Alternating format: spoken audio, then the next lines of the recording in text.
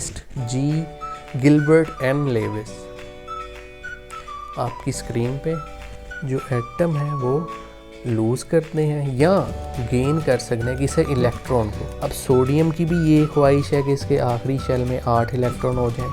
Valence shell electrons take part in chemical electron है, तो ये किसी एक इलेक्ट्रॉन दे आगे वही। अब इसके ये 2 क्लोराइडाइन और एक कैल्शियम मिल के बना देगा CaCl2। अब एक और टर्मिनोलॉजी है क्रिस्टल लेटिस। देख सकते हैं ये जो ग्रे बॉल है ये सोडियम है और इसके साथ एक क्लोराइडाइन जुड़ा है, एक सोडियम के साथ एक क्लोराइडाइन, एक सोडियम आयन के साथ एक क्लोराइडाइन। तो इस arrangement big green ball calcium और इसके साथ 2 क्लोरीन।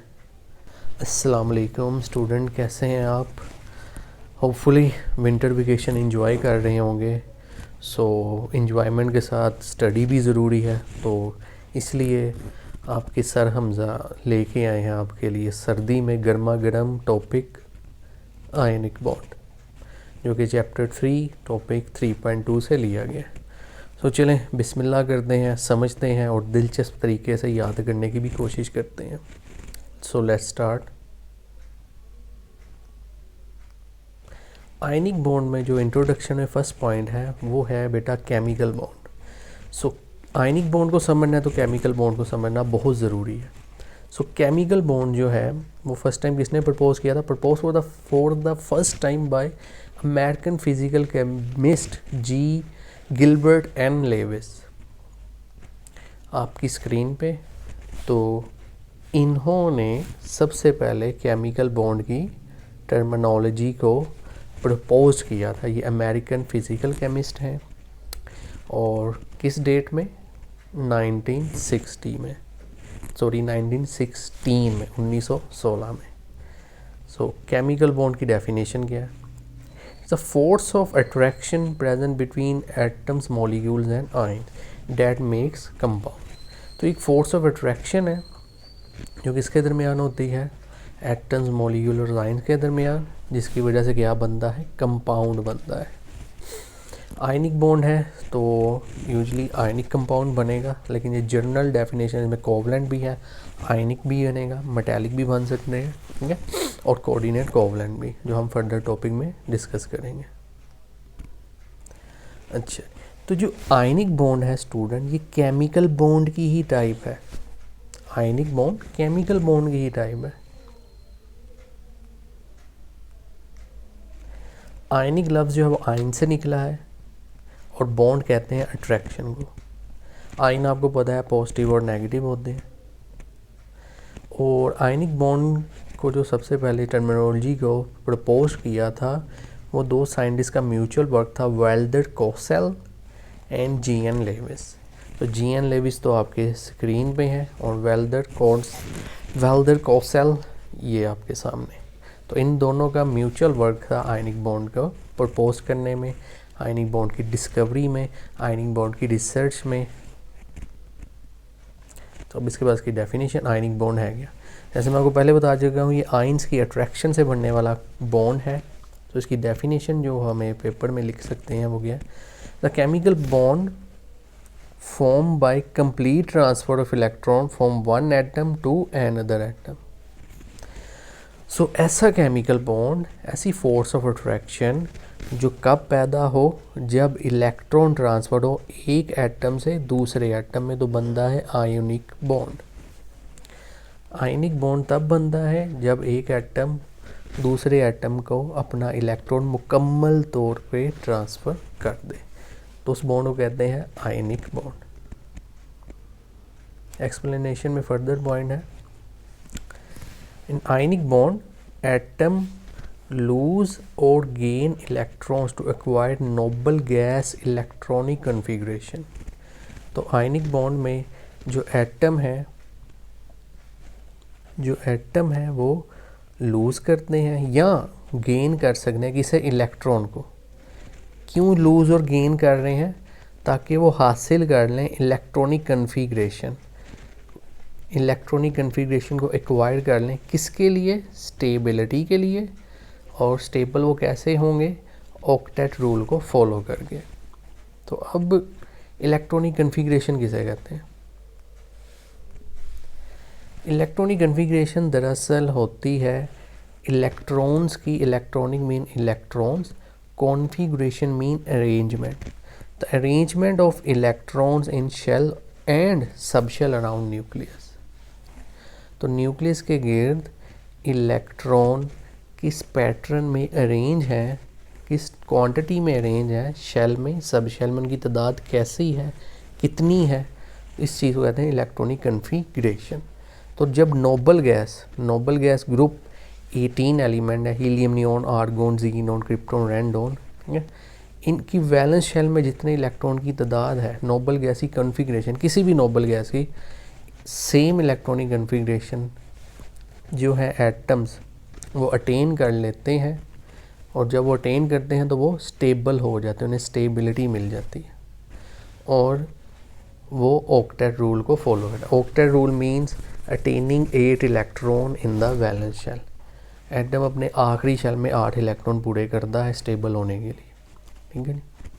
तो जो एटम है ना, वो उन्होंने जब स्टेबल होना है, तो स्टेबल होने के लिए वो नोबल गैस की जो इलेक्ट्रॉनिक कन्फिग्रेशन है कि नोबल गैस में हीलियम में, नियोन में, आर्गोन में, क्रिप्टॉन में, ज़ीनोन में, रेंडोन में, ठीक है, इनके अंदर इलेक्ट्रॉन की अरेंजमेंट कैसी, इनके आखिरी शेल में इलेक्ट्रॉन की तादाद कितनी है, तो वो 8 होती है, तभी इसे ऑक्टेट रूल कहा गया। और तमाम एटम यही करते हैं कि वो 8 इलेक्ट्रॉन पूरे कर सकें, किसमें, अपने वैलेंस शेल में। सो नेक्स्ट,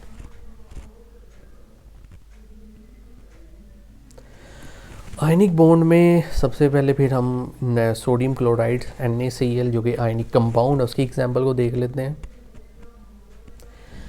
NaCl ये क्या है, आयनिक कंपाउंड है, और ये कब बनता है, जब केमिकल कॉम्बिनेशन होता है सोडियम आयन और क्लोराइड आयन में। सो आयन का कॉम्बिनेशन है, इसीलिए इसका नाम आयोनिक कंपाउंड पड़ा है। NaCl electronic configuration. चलिए अब सोडियम और क्लोराइड की इलेक्ट्रॉनिक कन्फिग्रेशन क्या है, इनके अंदर इलेक्ट्रॉन शेल और सब शेल में किस पैटर्न में रेंज है वो देख लेते हैं। तो सोडियम एटम जो है, सोडियम एटम के फर्स्ट शेल में 2 इलेक्ट्रॉन है, सेकंड में 8 है, लास्ट थर्ड शेल जो इसका लास्ट शेल इसमें 1 है। क्लोरीन इसके अंदर 17 फर्स्ट शेल में 2, सेकंड में 8 और लास्ट थर्ड शेल में 7 इलेक्ट्रॉन है, ठीक है। अब सोडियम की भी ये ख्वाहिश है कि इसके आखिरी शेल में 8 इलेक्ट्रॉन हो जाएं, क्लोरीन की भी ये ख्वाहिश है कि इसके आखिरी शेल में 8 इलेक्ट्रॉन हो जाए। इसके पास बेचारे के पास 1 है, इसके पास 7 है, तो सोडियम 7 लेने की बजाय अपना 1 इलेक्ट्रॉन अतिया कर देता है और पीछे इसके पास 8 ही बचेंगे। और क्लोरीन 7 देने की बजाय 1 इलेक्ट्रॉन हासिल कर लेती है, तो 7 + 1 8 हो जाएगा, ठीक है। तो सोडियम डोनेट करेगा, क्लोरीन एक्सेप्ट करेगी। चलिए अब इनके लास्ट शेल है वैलेंस शेल, यहाँ पे इलेक्ट्रॉन ट्रांसफ़र होना है, तो कौन करेगा, सोडियम क्लोरीन को इलेक्ट्रॉन ट्रांसफ़र करेगा। Electron from valence shell of sodium atom transfer to valence shell of chlorine atom. So sodium से इलेक्ट्रॉन क्लोरीन की तरफ मुंतकिल हो जाता है। Both sodium and chlorine atom acquire nearest noble gas electronic configuration and become stable.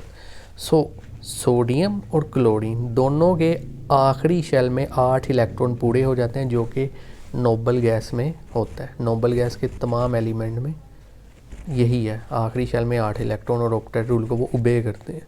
तो जैसे ही सोडियम इलेक्ट्रॉन देगा क्लोरीन को, ये भी नियरेस्ट नोबल गैस कन्फिग्रेशन हासिल कर लेगा, मतलब स्टेबिलिटी हासिल कर लेगा, मतलब ऑक्टेट रूल पूरा कर लेगा। तो जैसे क्लोरीन 1 इलेक्ट्रॉन हासिल करेगी तो ऑब्वियसली उसके भी 8 इलेक्ट्रॉन हो जाएंगे, वो भी ऑक्टेट रूल पूरा कर लेगा, वो भी स्टेबिलिटी एक्वायर कर लेगा, और वो भी कह लेंगे इलेक्ट्रॉनिक कन्फिग्रेशन हासिल कर लेगा किससे, नोबल गैस की। आगे जी ये रिएक्शन देख लें। सोडियम ने जैसे ही इलेक्ट्रॉन दिया वो सोडियम आयन बन गया, सोडियम ने इलेक्ट्रॉन ट्रांसफ़र किया, सोडियम आयन पॉजिटिव आयन, क्योंकि लॉस ऑफ इलेक्ट्रॉन से कैटाइन पॉजिटिव आयन बनता है। एंड नेक्स्ट ये क्लोरीन एटम, इसने जब इलेक्ट्रॉन एक्वायर किया है, ऐड किया है, तो वो क्लोराइड आयन बन गया। Next,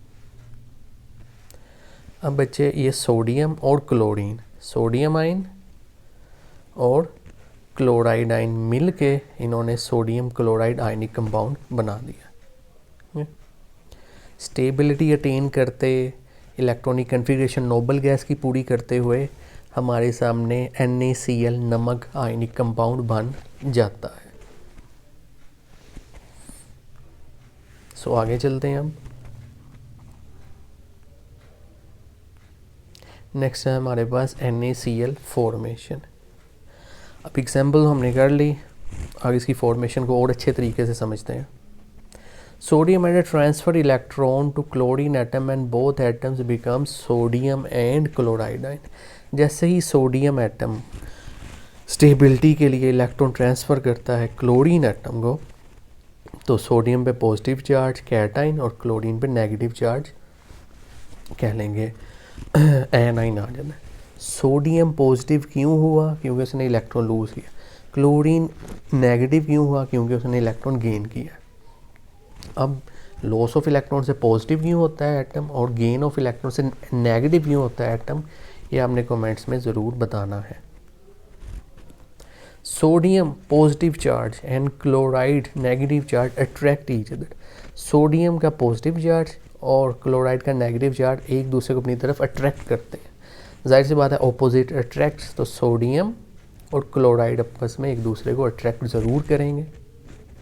and then electrostatic force of attraction ये बिल्ट होगी किसमें? सोडियम और क्लोराइड आयन में, और उससे फिर नतीजे में क्या बनेगा? आयनिक बॉन्ड, जिसे हम क्या कहते हैं? नमक NaCl, कॉमन सोल्ट। अच्छा, एक और बात है आयनिक बॉन्ड में, only valence shell electrons take, सिर्फ और सिर्फ valence shell, outermost shell ही इलेक्ट्रॉन ट्रांसफ़र होंगे और केमिकल रिएक्शन में हिस्सा लेंगे।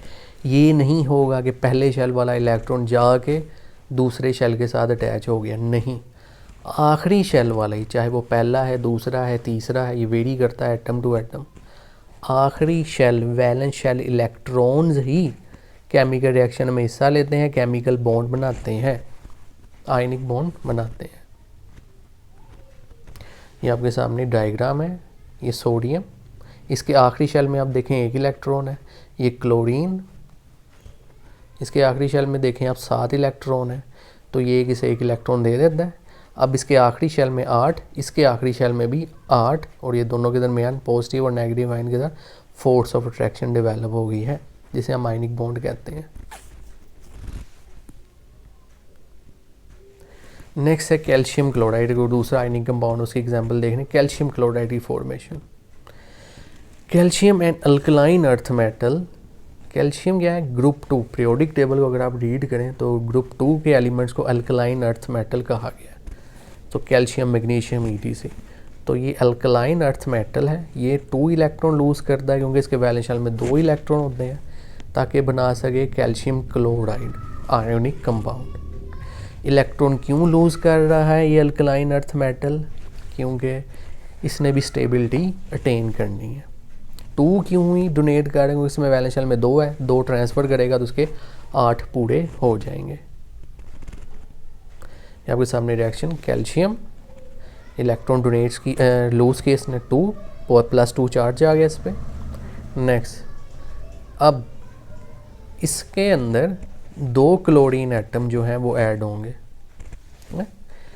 क्योंकि एक क्लोरीन एटम को 1 इलेक्ट्रॉन चाहिए, जाहिर सी बात है दूसरा भी क्लोरीन ही पास होगा कहीं पे, तो वो भी 1 इलेक्ट्रॉन बहती गंगा में हाथ धोएगा और दूसरा इलेक्ट्रॉन पकड़ेगा। यहाँ पे 2 क्लोरीन एटम 2 इलेक्ट्रॉन को गेन करेंगे और 2 क्लोराइड आयन बनेंगे, और आगे वही ये 2 क्लोराइड आयन और 1 कैल्शियम मिल के बना देगा CaCl2। डायग्राम में आप देख सकते हैं, कैल्शियम वैलेंस शेल में 2 इलेक्ट्रॉन्स, क्लोराइड वो वैलेंस शेल में 7, इधर भी 7, 1 इलेक्ट्रॉन इधर, 1 इलेक्ट्रॉन इधर, पॉजिटिव और नेगेटिव चार्ज अट्रैक्शन डेवलप हुई और बन गया हमारे पास calcium chloride compound ionic bond.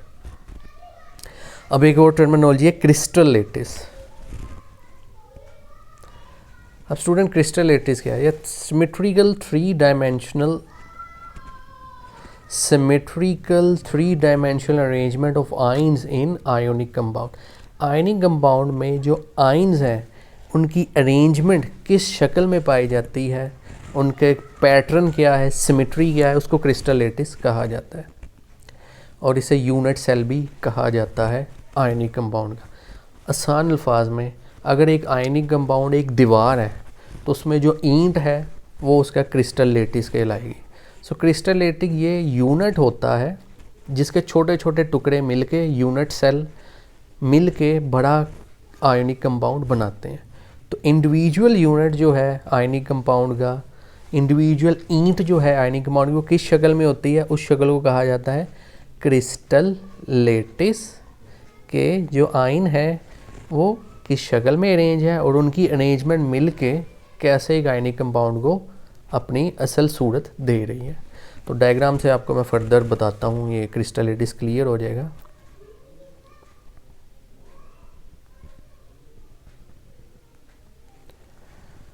Crystal lettuce figure sodium chloride और कैल्शियम क्लोराइड, जिससे आपको फर्दर क्लियर हो जाएगा ये कॉन्सेप्ट। सो सबसे पहले NaCl। सो आप देख सकते हैं ये जो एक डायग्राम बनी है ये उसका एक क्रिस्टल लेटिस एक यूनिट सेल है।